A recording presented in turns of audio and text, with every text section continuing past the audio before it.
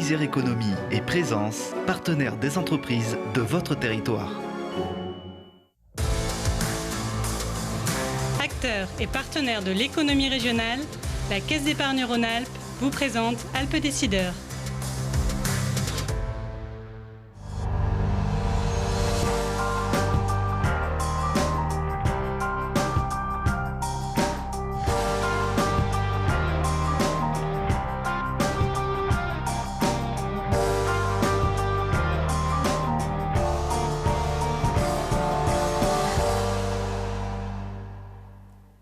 Bonjour à tous, bonjour et bienvenue dans Alpes Décideurs, le mensuel économique de Télé Grenoble, le rendez-vous des chefs d'entreprise, des partenaires d'affaires ou tout simplement des curieux du monde économique. Chaque mois, vous le savez, nous mettons en lumière les entreprises qui font le dynamisme des Alpes. À mes côtés, pour nous accompagner, un nouvel expert, François Caudet, bonjour. Bonjour Christophe. Vous présidez le directoire de la Caisse d'épargne Rhône-Alpes. Vous serez donc notre expert aujourd'hui. Vous remplacez Alain Denisot.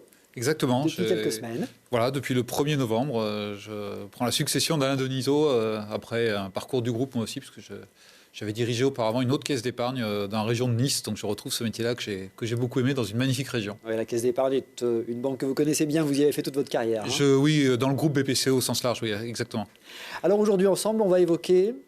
Alors aujourd'hui, on va évoquer, si vous voulez bien, l'immobilier en France et le contexte qu'on connaît actuellement sur l'immobilier. Et il y aura la question de l'internaute. Voilà, question de l'internaute sur les tokens et la blockchain. La tokenisation, on va voir ça dans la deuxième partie. Dans notre dossier, la reconversion professionnelle et ses dispositifs d'accompagnement et de financement. Presque un salarié sur deux y aurait déjà pensé pour améliorer ses revenus, ses conditions de travail ou plus radicalement pour découvrir de nouveaux horizons.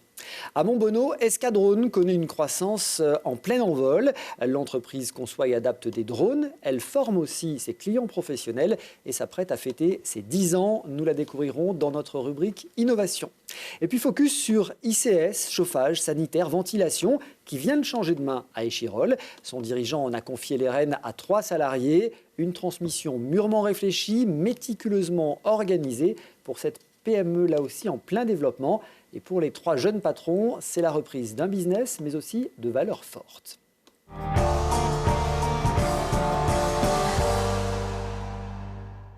Les voyants au rouge pour le marché de l'immobilier en France, que ce soit pour la construction de logements neufs, la vente de nouveaux biens ou les mises en location, la crise semble bien là.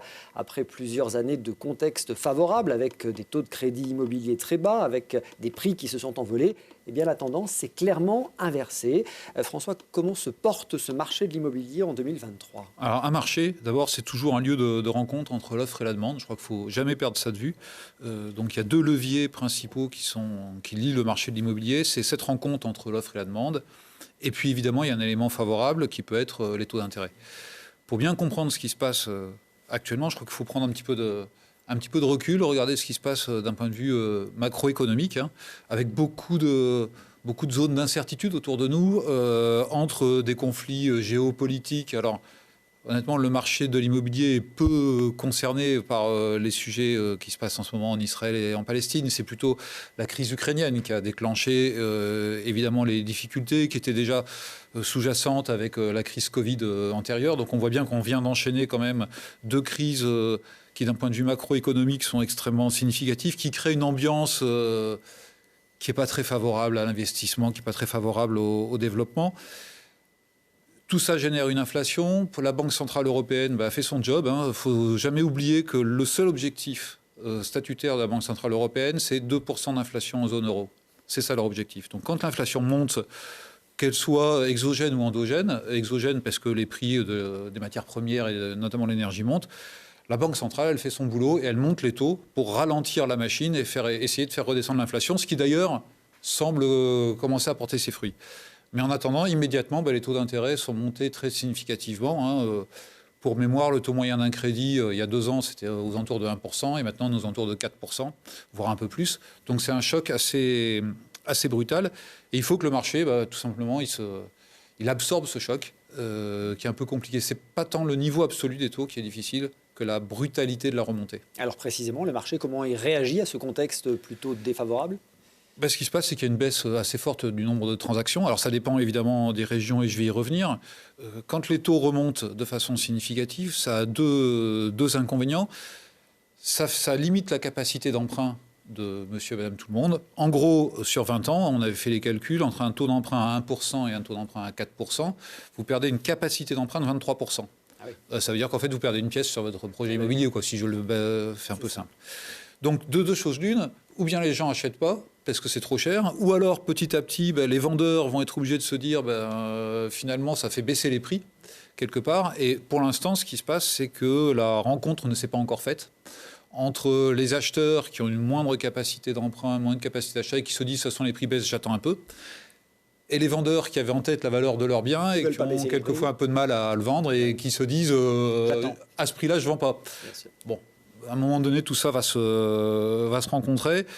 On voit quand même un infléchissement des prix qui commence à se faire. Alors, les transactions ont baissé. On est pratiquement à 20% de transactions en moins globalement, et on tend même sur les derniers mois presque à 30%. Il semblerait qu'on ait touché un niveau le plus bas et qu'on soit peut-être en bas et qu'on soit en train de toucher l'asymptote et que ça veuille redémarrer tranquillement, mais sur une base basse. Donc, peu de transactions et des prix qui commencent à baisser au niveau national.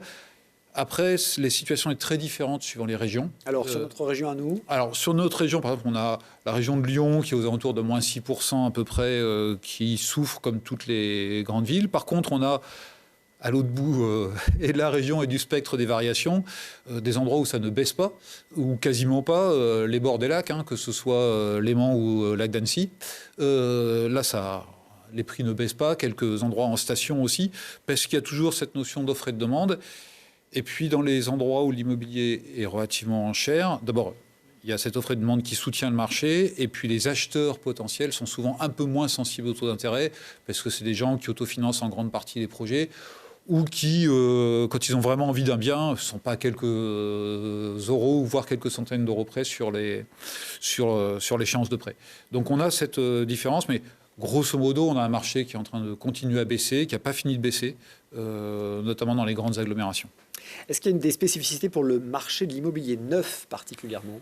Alors, le marché de l'immobilier neuf, lui, il a tous ces sujets de prix. La difficulté, c'est que les promoteurs construisent des biens, calculent leur marge avec un prix de vente. Si le prix de vente est plus bas que prévu, ça réduit leur marge, donc ça c'est quand même compliqué pour eux. Sachant qu'entre-temps, ils prennent l'inflation, le coût des matières premières, les normes environnementales qui ont un effet inflationniste sur le prix du bâtiment, la raréfaction du foncier. Tout ça, c'est des choses qui ont du sens, mais qui rendent les choses un petit peu difficiles.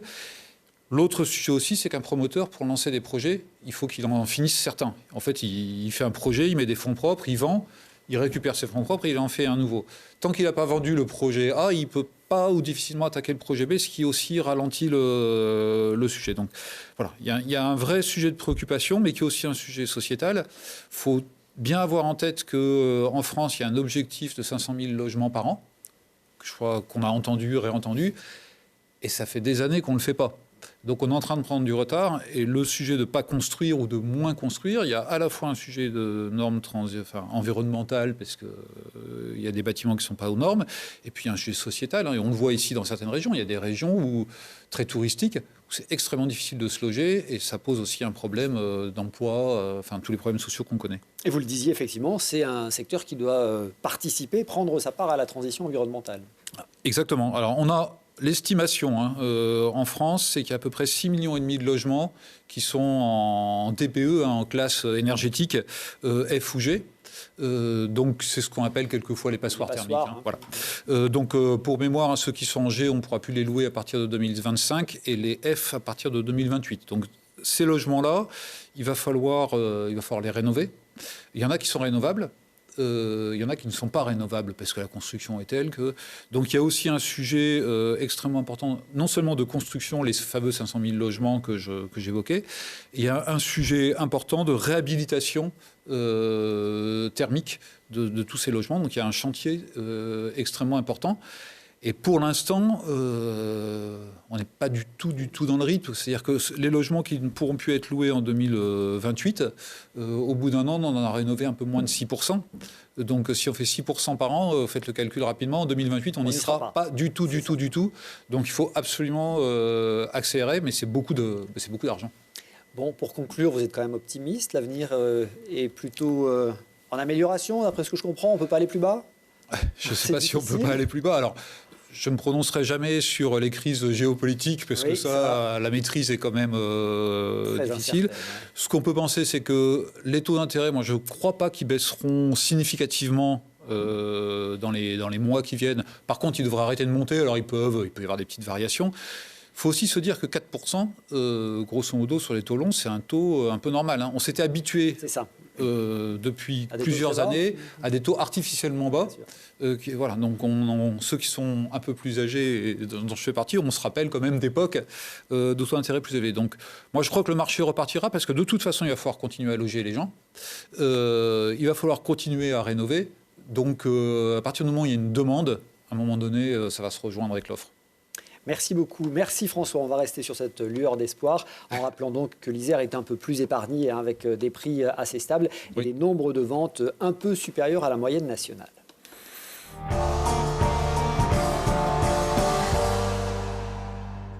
Fini l'époque où on faisait toute sa carrière dans la même entreprise avec le même métier. De plus en plus de salariés amorcent des reconversions professionnelles, des transitions, histoire d'aller vers des secteurs plus porteurs ou plus simplement de découvrir de nouveaux horizons. Une tendance que semble avoir renforcé la crise sanitaire du Covid, mais pas seulement, aussi la révolution numérique ou encore la mutation écologique. On en parle avec Stéphane Giboudot. Merci d'être avec nous, directeur général de Transition Pro Auvergne-Rhône-Alpes. Bonjour Christophe. Bonjour, et Dominique Salin est avec nous. Bonjour. Bonjour. Vous êtes, en phase de reconversion professionnelle après avoir cédé votre entreprise. C'est l'entreprise qu'on découvrira dans la deuxième partie de l'émission. Et du coup, vous allez là nous témoigner votre expérience de reconversion professionnelle. Stéphane, juste un petit mot de vocabulaire pour commencer. Je parle de transition, de reconversion. C'est pareil, il y a des différences ? Alors, il y a une nuance. La transition professionnelle renvoie à une évolution professionnelle sur son poste de travail, dans son entreprise, à l'extérieur de son entreprise. La reconversion renvoie davantage à une notion de rupture avec un véritable changement de métier qui généralement appelle à l'acquisition de compétences pour opérer ce changement de métier. Et Transition Pro, nous sommes positionnés vraiment sur ce créneau du changement de métier et de l'acquisition des compétences. Voilà, c'est effectivement le métier de Transition Pro que vous dirigez, un organisme officiel, une association qui est paritaire avec des représentants du patronat, des syndicats et qui accompagne des salariés. Tout à fait. Donc Transition Pro Auvergne-Rhône-Alpes, que je dirige, est une structure paritaire, donc dirigée par les partenaires sociaux, avec un agrément du ministère du Travail qui nous permet de gérer les fonds de la formation professionnelle. Il existe une association Transition Pro, telle que celle que je dirige dans chacune des régions de métropole et d'outre-mer, qui est sur cette même mission d'accompagner les salariés qui sont dans ce projet de reconversion professionnelle. Et nous nous adressons qu'aux salariés, donc en creux. Il n'est pas dans les compétences et attributions des associations de transition pro de s'occuper ni des demandeurs d'emploi, c'est le métier de Pôle emploi, ni des agents de la fonction publique, qu'elle soit fonction publique d'État ou territoriale, qui renvoient à d'autres modalités de prise en charge de leur parcours professionnel, de leur carrière professionnelle. Bon, Transition Pro a une antenne à Grenoble, dans le quartier de Europol. Un organisme donc habilité à financer les reconversions professionnelles des salariés du privé.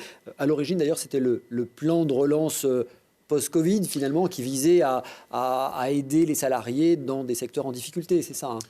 Tout à fait. Alors, Transition Pro est née donc en 2020 dans la suite de l'activité d'un organisme que vous connaissez peut-être, qui s'appelait le Fonds Gessif, et qui, donc en 2020, est devenu, par transformation, les associations de Transition Pro. Et quelques mois après l'installation des associations de Transition Pro, la crise Covid a amené le gouvernement à nous doter de moyens renforcés pour accompagner ces mesures que met en place le gouvernement au service du soutien à l'économie et du soutien aux salariés dans le cadre de leur activité professionnelle. Donc concrètement, un salarié qui se pose des questions fait appel à vous et qu'est-ce que vous faites ? Vous l'accompagnez, vous le conseillez, vous l'évaluez ? Comment ça se passe ?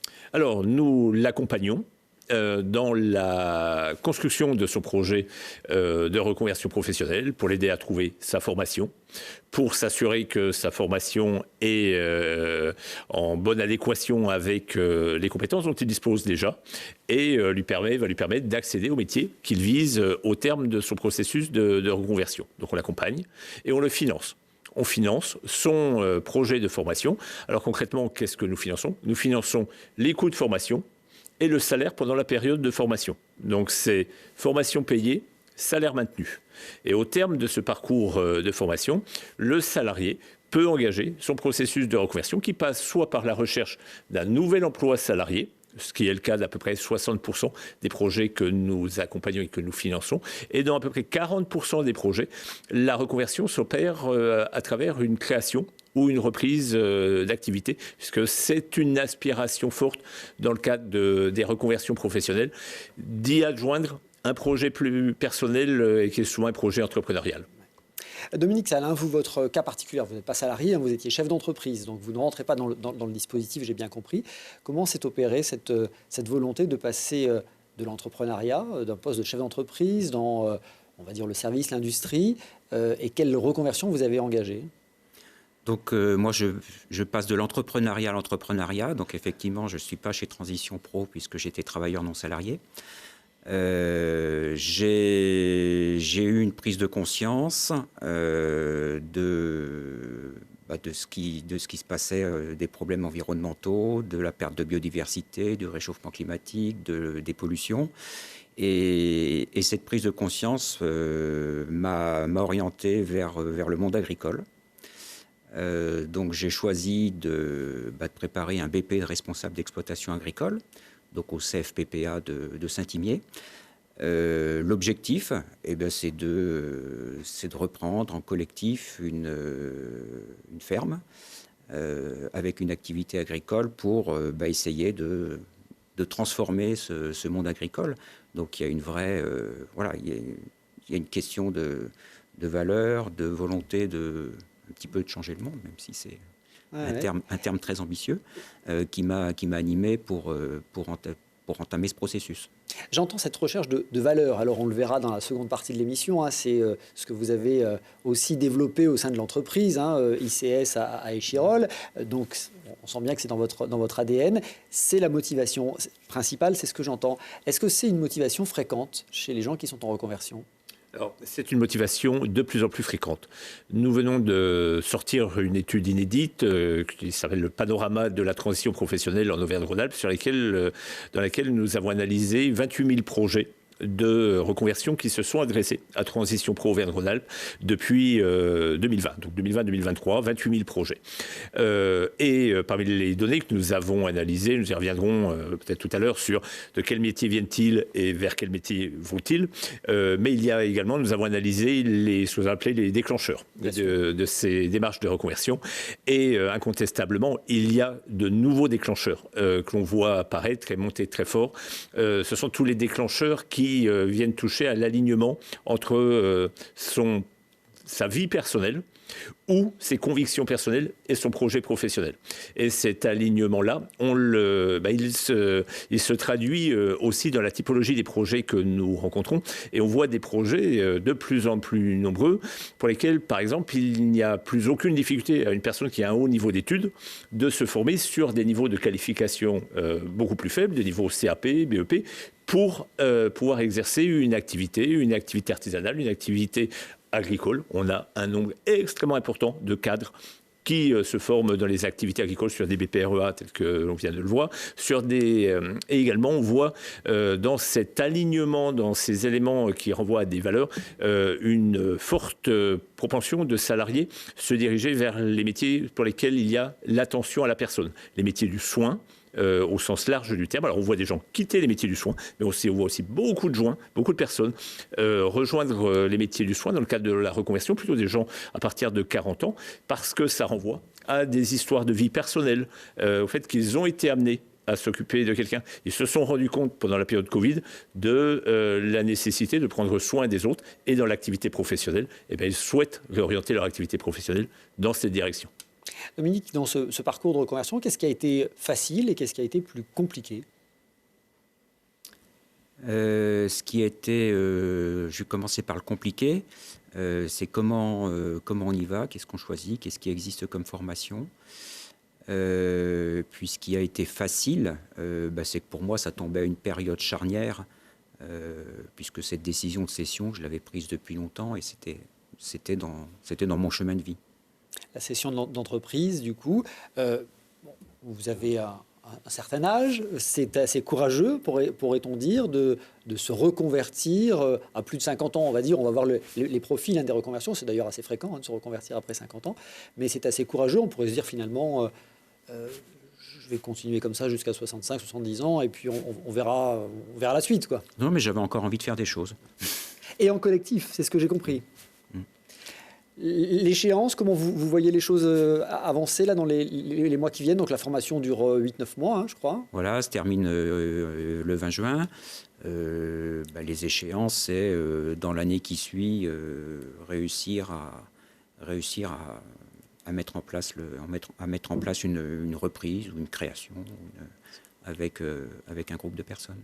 Bon, et puis ce que vous ne nous dites pas, c'est que vos origines agricoles vous ont peut-être aussi un peu aidé à faire ce choix. Oui, tout à fait.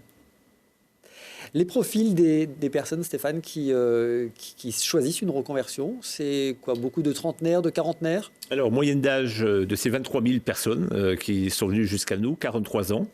Cette moyenne d'âge diminue d'année en année. On est également surpris, mais c'est un mouvement de fond de voir de plus en plus de personnes, des trentenaires, moins de 30 ans, s'engager dans des processus de reconversion, y compris des personnes qui seraient naturellement prédestinées à de très belles carrières professionnelles et qui, à 30 ans, sont dans une véritable rupture et le souhait de se reconvertir pour partir dans une autre direction.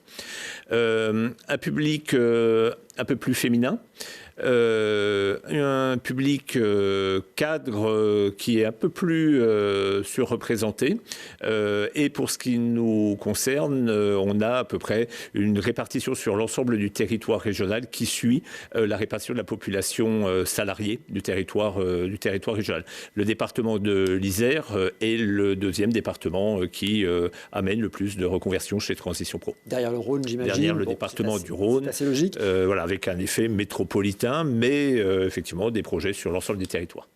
C'est important parce que vous avez vu passer l'an dernier plus de 3300 demandes et accompagné donc beaucoup de monde. Je vois parmi les motivations également les gens qui s'ennuient dans leur poste. Vous me disiez, jadis, on se reconvertissait pour avoir une meilleure situation sociale. Aujourd'hui, ça n'est plus la motivation principale. Ce n'est plus la motivation principale. Nous avons été créés historiquement, les FONGECIF, sur une finalité qui est la promotion sociale. Il y a 40 ans, lorsque les FONGECIF ont été créés, l'ADN, c'était les cours du soir, le technicien qui va devenir ingénieur, qui va changer de métier, qui va devenir ingénieur, grâce aux FONGECIF. On a toujours ce type de projet.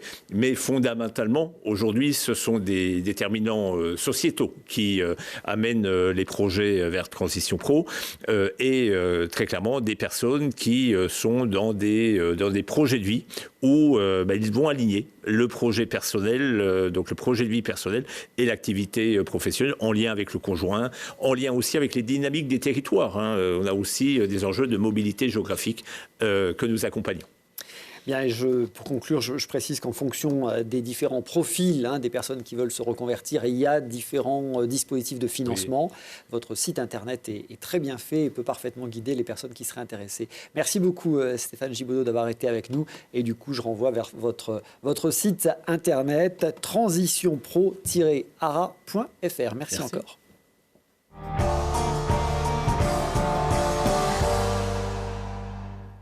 De l'audiovisuel aux travaux publics, en passant par la sécurité, les drones ont investi de nombreux secteurs, dans les airs et même sous l'eau. À Montbonneau, Escadrone, créé en 2014 pour concevoir et produire des appareils à très vite senti le vent tourner, et a développé une activité vers la formation et l'accompagnement personnalisé de ses clients, allant même jusqu'au traitement et à l'interprétation des données recueillies. Découverte avec ce reportage.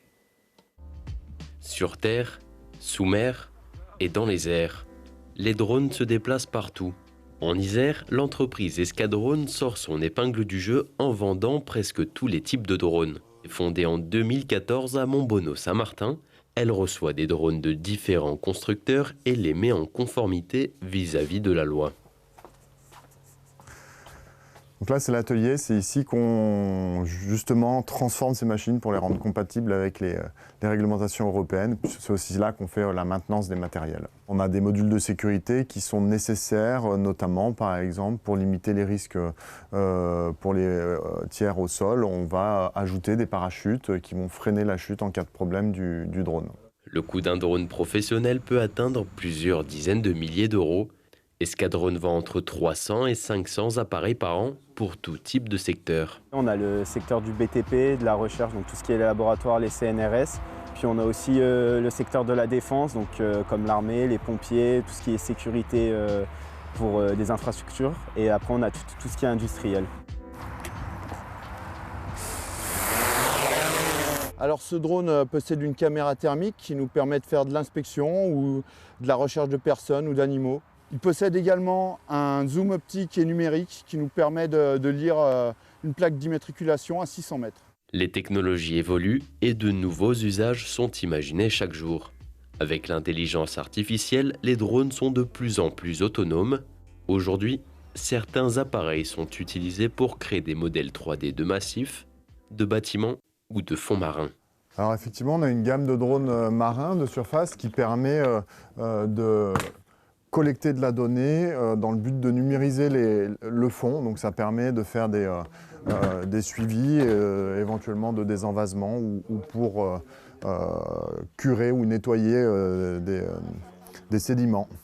Escadron propose aussi des formations pour piloter ces appareils.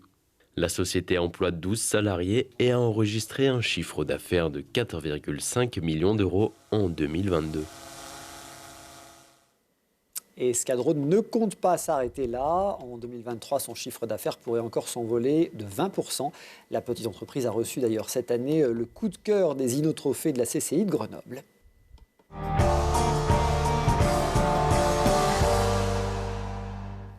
Vous le savez, Alpes Décideurs vous donne la possibilité de poser vos questions à notre expert. Écrivez-nous alpedécideurs@telegrenoble.net. Aujourd'hui, une question de Jeanne qui veut savoir ce qu'est la tokenisation, François. Alors, la tokenisation.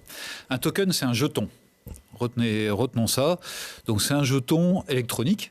Finalement une sorte de code qui est sécurisé par les techniques de la blockchain. La blockchain, c'est une façon de coder des séquences, des documents électroniques avec une extrêmement grande fiabilité. Ça n'a jamais été encore hacké, la blockchain, parce que c'est extrêmement complexe à faire.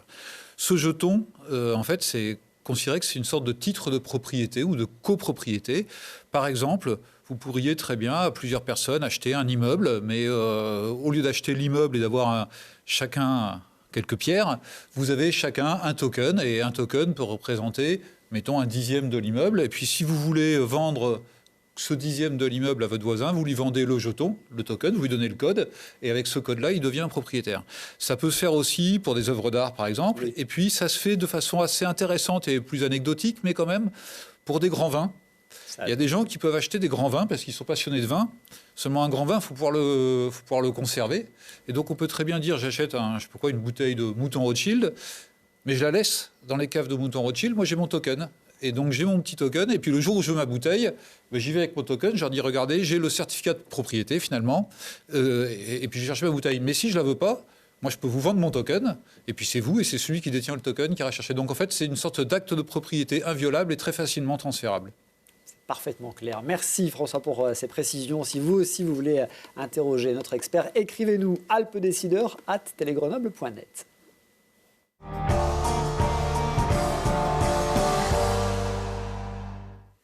Organiser la transmission de son entreprise, c'est optimiser ses chances de pérennité. Si un chef d'entreprise sur deux pense à transmettre, ils sont presque autant à ne pas connaître précisément le processus à mettre en place.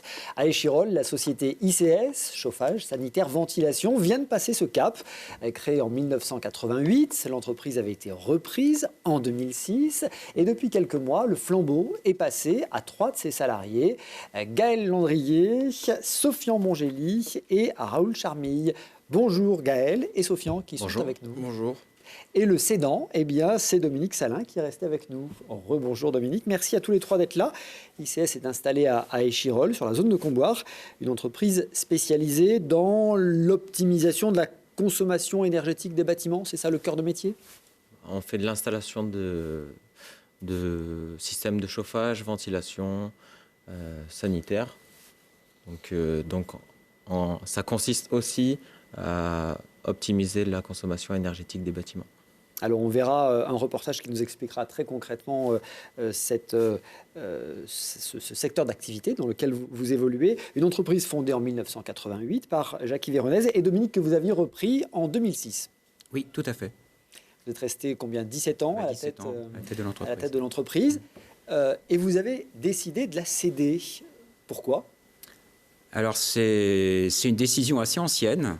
En 2010, je me suis dit que moi je suis peut-être un petit peu papillon, et je me suis dit que une dizaine d'années, au bout d'une dizaine d'années en plus, j'aurais peut-être un peu fait le tour des choses, j'aurais envie d'aller voir autre chose. Donc j'avais écrit à l'époque que je deviendrais minoritaire dans l'entreprise en 2018. Voilà, puis ça s'est fait un petit peu autrement, puisque la minorité a été plus... Ça a été retardé, mais la minorité a été plus brutale, puisque maintenant je n'en suis plus copropriétaire donc, à 25%, 25%, hein, mais avec le projet de sortir assez rapidement, une fois que mon accompagnement ne sera plus nécessaire. Alors c'est une belle PME, hein. Vous êtes combien, 13 compagnons, plus des apprentis, c'est ça? C'est ça, des apprentis et des stagiaires. Donc ça fait une petite vingtaine de personnes qui travaillent à Échirolles. Chiffre d'affaires de 3,6 millions, je crois. Hein. Vous terminez 2023 sur... bon, les chiffres ne sont pas encore complètement consolidés, mais c'est bien. Dans le reportage qu'on verra, on parlait de 3 millions. Donc en quelques semaines, vous avez bouclé les comptes. C'est bien. C'est ça. Bon, l'activité est une activité... Enfin, vous vous adressez à des professionnels, hein, essentiellement. Hein. Oui. Alors on va découvrir cette entreprise, l'histoire de la transmission d'un flambeau. On va comprendre avec ce reportage. C'est devenu une équation compliquée, se chauffer tout en réduisant ses factures. C'est le défi que ICS veut relever. Une entreprise implantée sur le territoire grenoblois depuis une trentaine d'années. Elle installe et rénove des chauffages, des sanitaires et des ventilations. Ici, dans l'entrepôt, on stocke, assemble et prépare chaque pièce avant l'installation pour gagner du temps sur place. Donc ce qu'on prépare, ça va être des éléments de tuyauterie pour des sous-stations. On préfabrique, on fait les soudures en atelier.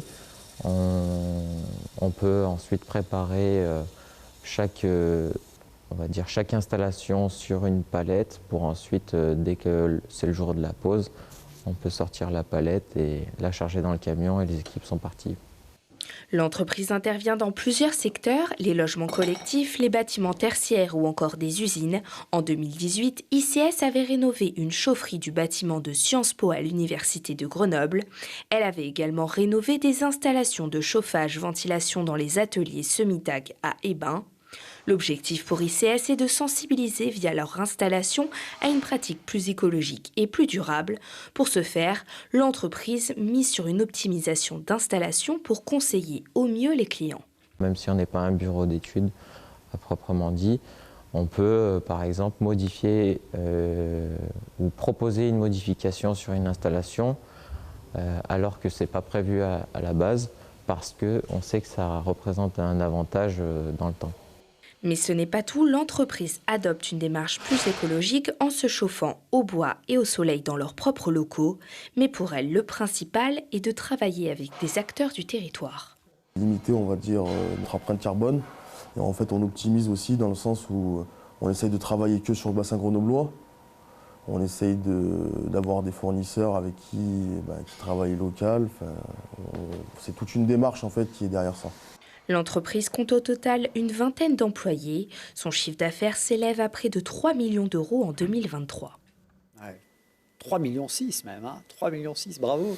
Dominique, vous nous parliez, alors vous êtes aujourd'hui en phase de reconversion, vous avez cédé cette entreprise. Vous nous expliquez sur la première partie de l'émission être en reconversion pour des histoires de valeurs, pour une motivation de valeurs. Déjà dans cette entreprise que vous avez portée pendant 17 ans, vous avez insisté sur ces notions de valeurs et notamment de collectif. Alors effectivement, en termes de collectif, moi, il y a un terme qui me plaît bien, c'est l'entreprise apprenante. Pour moi, il est important de former des jeunes, mais il est aussi important de former l'ensemble de ses collaborateurs et de donner à chacun le droit à l'erreur. Parce que si on n'a pas ce droit à l'erreur dans son métier, c'est pas comme ça qu'on va oser, c'est pas comme ça qu'on va avancer, c'est pas comme ça qu'on va se former, c'est pas comme ça qu'on va se transformer. Donc pour moi, ça c'est une notion essentielle qui conditionne tout le reste. Ces valeurs, vous les avez ressenties. Alors on va faire un petit peu vos portraits. Gaël Landrier, 21 ans. Vous avez quasiment fait toute votre carrière chez ICS? Oui, à peu près toute ma carrière. Donc moi j'ai débuté à 15 ans, donc lors d'un bac pro installateur en alternance. Ensuite j'ai continué toujours à ICS en alternance avec un BTS technique et j'ai fini avec une licence de gestion au vu de la transmission. Alors Raoul, qui n'est pas avec nous, lui a fait 12 ans d'expérience chez ICS. Et vous, Sofian, vous avez gravi les échelons assez rapidement, en seulement 4 ans, c'est ça? C'est ça. Moi, j'ai gravi les échelons en 4 ans, donc je suis rentré en reconversion professionnelle aussi, à 27 ans donc. Et donc j'ai fait un CAP avec l'IMT. Et derrière, j'étais embauché dans l'entreprise et j'ai évolué comme ça dans l'entreprise.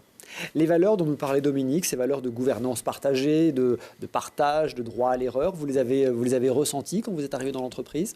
Ouais, on les a ressenties. On va dire qu'on a mis en place la gouvernance partagée dans l'entreprise, mais c'était déjà un peu ce qu'il essayait de nous inculquer avant, où on était quand même vachement sollicité en tant que salarié aux prises de décision de l'entreprise et on était tous un peu acteurs quand même des décisions internes et propres à l'entreprise. Vous allez continuer sur cette voie parce que c'est partager le pouvoir comme ça, c'est pas forcément facile. C'est dans votre souhait aujourd'hui? C'est dans notre souhait, oui, où on a mis en place justement cette gouvernance partagée dans l'entreprise.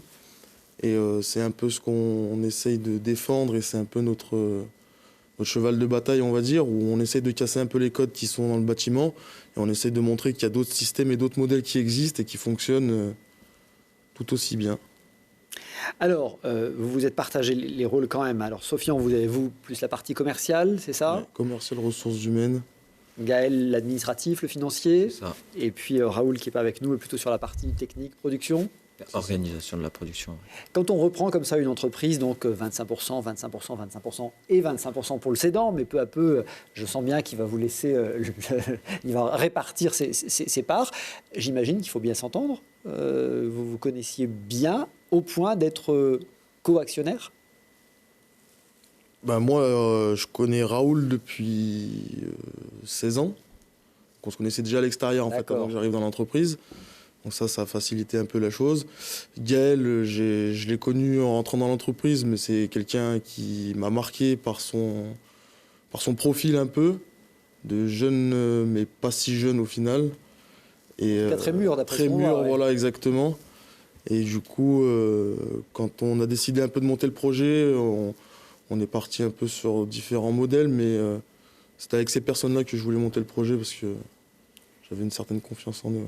Vous avez, au moment de la session, imaginé une SCOP, donc une société coopérative reprise par l'ensemble des salariés. Ça n'a pas complètement abouti, les choses ont été travaillées, mais n'ont pas complètement abouti, Dominique, c'est ça? Tout à fait. L'engagement de départ, c'était une dizaine de salariés qui souhaitaient s'investir en SCOP. Alors ce travail avec l'URSCOP qui a duré 1 an, pour moi, était quand même très fructueux parce qu'il a permis au groupe de se construire, de se confronter à la réalité de ce qu'était l'entrepreneuriat. Et ça, je pense que ça a bien permis de faire maturer à la fois les gens qui sont partis dans la reprise et puis à la fois ceux qui ne sont pas partis aussi, parce qu'ils se sont rendus compte du challenge que ça représentait. Bien sûr. Et comment ça a été accueilli du coup dans l'entreprise par vos collègues, enfin ceux qui étaient vos collègues de travail, qui aujourd'hui sont des salariés? Je pense que ça... En fait, c'est vrai que c'était déjà un travail, le travail pour la préparation de la session en scope. Donc là, on était en groupe. Petit à petit, le projet s'est essoufflé. Mais on va dire que les porteurs du projet, ou en tout cas les personnes qui énergisaient les actions à faire, ça restait...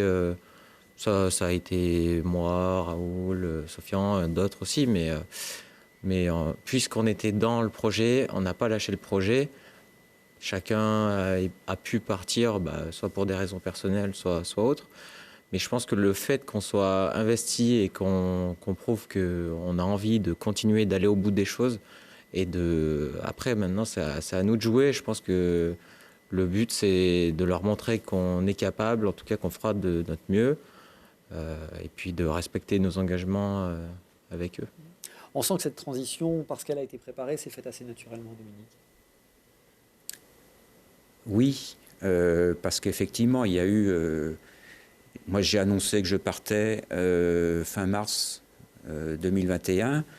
Donc, il y a eu 1 an et demi, en fait, de travail et de maturation, à la fois de travail du collectif pour transformer l'entreprise et passer en gouvernance partagée, et puis à la fois de travail d'un collectif qui envisageait de reprendre avec un groupe de représentants des repreneurs. Donc 2 groupes en parallèle, un groupe projet qui pilotait la transformation de l'entreprise, et puis un groupe de représentants des repreneurs qui pilotait la passation. Et c'est vrai que ce travail en groupe, ça a permis de fluidifier les choses, se connaître, et puis déjà de poser un fonctionnement d'entreprise qui quelque part facilitait l'entreprise, parce que le poids qui était porté par le dirigeant était dilué, c'est pas le bon mot, mais qui était réparti sur d'autres têtes. Et c'est vrai que porter une décision en tant que dirigeant, porter une décision qui a été actée par un groupe, ça va de soi. Porter cette décision, c'est évident. François ? Non, moi, je suis très admiratif du projet, mais à plusieurs degrés. D'abord, je trouve que la responsabilité d'un dirigeant, c'est aussi d'assurer la suite de l'entreprise. Et vous dites que ça s'est fait naturellement, mais en fait, ça se fait naturellement parce qu'il y avait une maturation, effectivement, et probablement de longue date, et une culture, parce qu'en fait, vous parlez de culture d'entreprise tous les 3, et on voit bien qu'il y a un transfert, non seulement de l'entreprise, mais un transfert culturel qui est probablement un des garants de la réussite. Donc, je trouve que c'est une très belle histoire. Et puis, se dire que quelqu'un rentre dans une entreprise en tant qu'apprenti, et quelques années après, en prend la co-direction avec ses copains et ses collègues, je trouve que c'est aussi une formidable histoire et c'est assez exemplaire. Moi, je suis vraiment admiratif d'un fois le courage que ça demande, parce que passer de l'autre côté, vous l'avez. Puis c'est pas un coup de tête, quoi. Vous l'avez même maturé, la scope, tout ça. Donc vous savez, vous êtes bien conscient de ce que vous faites. Donc c'est bravo pour ça. Et puis encore une fois, céder son entreprise et assurer l'avenir. Finalement de son entreprise, mais quand on dit l'entreprise, c'est de ses salariés, c'est de ses collaborateurs, c'est tout ce qu'on a créé. Je pense que c'est aussi une des responsabilités du dirigeant et je trouve que, à mon avis, vous pouvez en sortir la tête haute, légitimement, de cette très belle transmission. Donc c'est une très belle histoire, très, très clairement. Et c'est une histoire d'homme, en fait.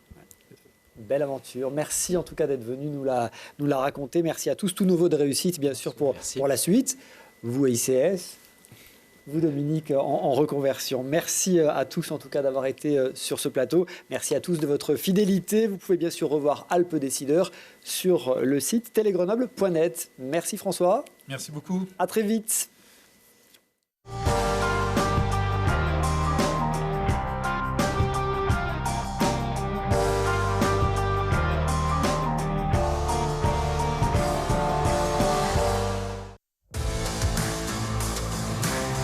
C'était Alpes Décideurs avec la Caisse d'épargne Rhône-Alpes, une banque commerciale, régionale et coopérative. Nord Isère Économie et Présence, partenaires des entreprises de votre territoire.